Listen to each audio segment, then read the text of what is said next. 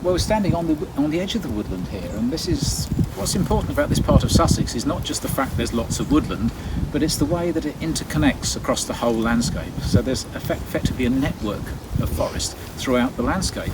So they all join up, and that's actually really quite valuable, because from the perspective of some animals, maybe plants as well, this part of Sussex is more like a forest with holes in it than an area of fields. So if you're a bat, for example, and you live in a woodland, as we know there are some rare bats here, then they tend to fly out along the hedgerows and along the roos and shores that spread throughout the area. So this is all linked up. Now, if it wasn't linked up, populations of animals like bats would have far more trouble actually getting to their forage areas.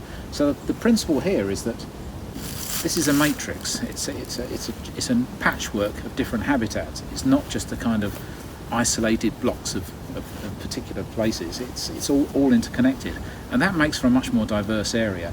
So things are able to move, things are able to adapt, things are able to actually make use of those edge habitats, which are so important. Behind me now, we've got a nice example of a wood slowly merging into its surrounding pasture land. Now, there's some of the richest parts of the woodland.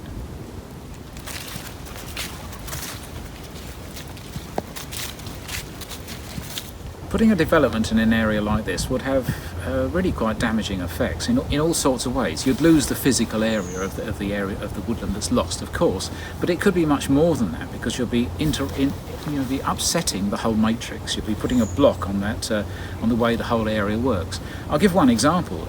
Dormice, for example, they need at least 20 hectares to hold a viable population. A woodland any smaller than that can't hold dormice, because the population would no longer be viable.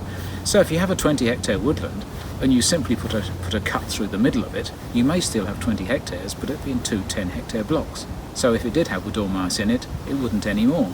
And the same thing happens in all sorts of ways when it comes to the matrix of woodland, things looking to go around the edges of woodland, or things looking to go through the hedgerows and shores that surround the woodland. If you start cutting those and putting development in the way, you'll break those sorts of continuities.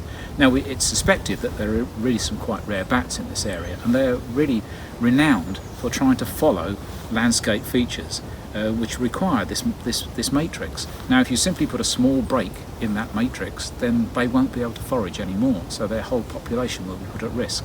So I think sometimes that often gets forgotten is it's not simply the physical area that gets lost, it's actually the way the whole matrix is interrupted by having a development within it.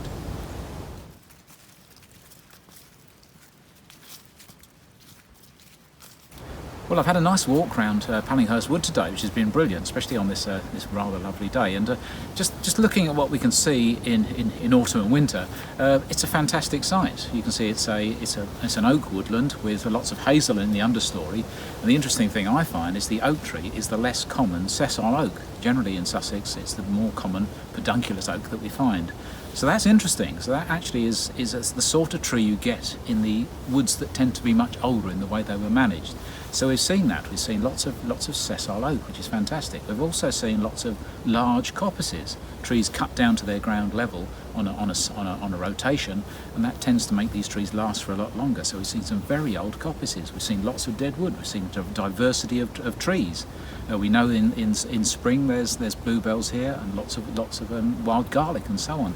So we're looking at quite a classic woodland in the weald of Sussex, but actually one that's nevertheless really quite rich. And these woodlands are not that common. We're certainly in a woodland that has ancient parts to it, but the history is almost certainly incredibly complex. So there will be some areas that have recently turned back into woodland that may have been meadows in the past, and there are certain other areas which have always been woodland. But that interplay between the two is what makes the site so rich and diverse. One interesting thing we saw earlier within the woodland was the possible sign of old ridge and furrow, and that's a system of managing a grassland. So if you see that within a woodland, it may be that it turned into woodland maybe 400 years ago, I don't know. So it could be something which indicates, again, a very complex history.